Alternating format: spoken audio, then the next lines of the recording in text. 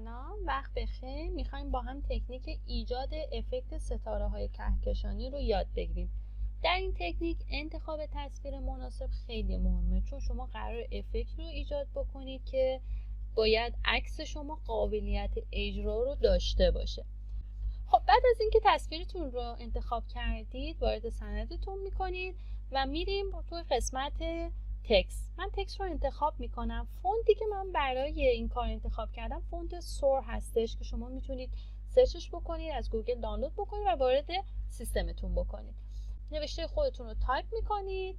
من میخوام برای سال میلادی 2024 در واقع این پوستر رو طراحی بکنم. خب بعد از اینکه متن خودتون رو جانمایی کردید، باید بیاید از قسمت Adjustment Layers ها Solid Color و رنگ مشکی رو اینجا اعمال بکنید. بعد از اینکه رنگ مشکیتون رو انتخاب کردید، ما باید به این در واقع Solid Colorی که ایجاد کردیم یه سری افکت هایی رو ایجاد بکنیم. میریم از قسمت فیلترها. اولین افکت ما افکت نویز هستش. از ما سوال میپرسه که این لیرزی که شما زدید باید تبدیل بشه به Convert to Smart Object. افکتی هم که من انتخاب میکنم اماونتش روی 400 و حالت گاشیان و مونوکرومیک هستش. و میرم سراغ افکت بعدی، بلار، گاشیان بلار رو انتخاب میکنم. اندازش 1/4 خوبه. حالا میتونه 1 یا 2 تا بیشتر یا کمتر بشه، ولی خب برای تصویر من 1/4 اوکی بود. و بعد از اون میریم از قسمت ایمیج ادجاستمنت ها تریشوت رو انتخاب میکنید. این عدد تریشوت هم بسته به این داره که شما میخواید ستاره هاتون تو پر باشه یا تو خالی باشه. من عدد 156 رو انتخاب کردم. حالا شما میتونید یه ذره کمترش بکنید یا بیشترش بکنید. برای تصویر من این در واقع مناسبه، چون تو بک‌گراند من ستاره های من یه ذره ریز بودن. نمیخوام که سایز ستاره های من خیلی بزرگتر از بک‌گراندم باشه. خب مرحله بعد شما باید تکسایی که ایجاد کردید رو تبدیلش بکنید به ماسک.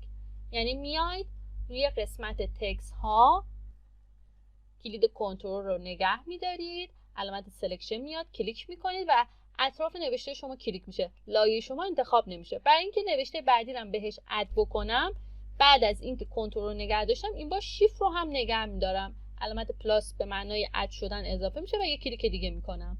خب دو تا تکستم رو انتخاب کردم. میام روی لایه‌ای که بهش گاشیان و نویز و اینا داده بودم، ماسک لیر رو فعال میکنم و بعد میام از قسمت بلندینگ مود ها مود لاینر داش رو بهش اضافه میکنم. بعد از این قسمت شما دیگه نیازی به تکساتون ندارید. میتونید فعلا آن ویزیبلش کنید، یعنی چشمش رو خاموش بکنید.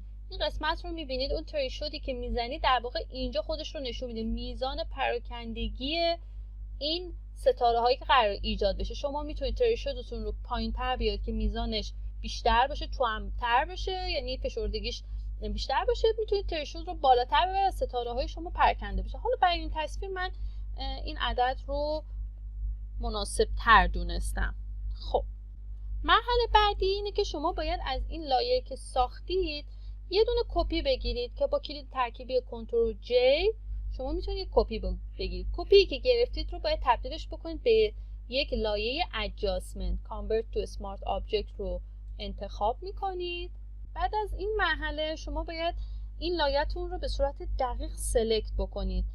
من از منوی select color range رو انتخاب میکنم. ببینید اینجا یه اعدادی وجود داره که با کم و زیاد کردنه شما میتونید میزانش رو که کجا رو سلکت بکنه. مثلا من فکر میکنم عدد 100 مناسب باشه.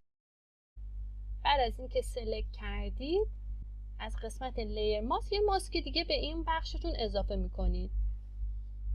خب همینطور که میبینید پایین ماسک من یه ذره بهش سفیدی اضافه شده. خیلی راحت شما میتونید از منوی ماسک ها این قسمت رو کم بکنید.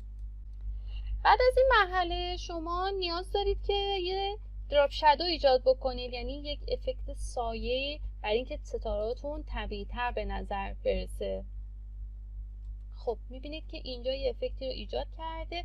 حالا این اعداد رو میتونید کمتر یا بیشتر بکنید. مثلا میتونید اپاسیتیش رو کمتر بکنید، بلندینگ مودش حتما روی اسکرین باشه، رنگ آبی حتما انتخاب باشه، دیستنسش 0 باشه، این زاویه نمیخوایم داشته دقیقا وسط باشه. حالا میتونید اسپریدش رو روی 10 بذارم، اینم روی 19 بذارم.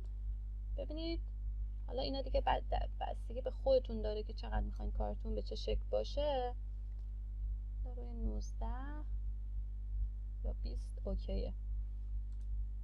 و بعد از این مرحله شما باید یک افکت زمستونی بهش ایجاد بکنید، یعنی از قسمت ادجاستمنت ها کالر لوک آپ رو انتخاب میکنید، یه لوک وینتر رو بهش میدید و به همین صورت تونستید خیلی زیبا نوشته های خودتون رو تبدیل به ستاره های کهکشانی بکنید و یک شب پر ستاره رو ایجاد بکنید. اگر از این ویدیو خوشت اومد حتما کانال ما رو سابسکرایب کن و توی اینستاگرام ما رو فالو بکن و در تیک تاک هم میتونیم فیلم های کوتاه ما رو اونجا ببینید.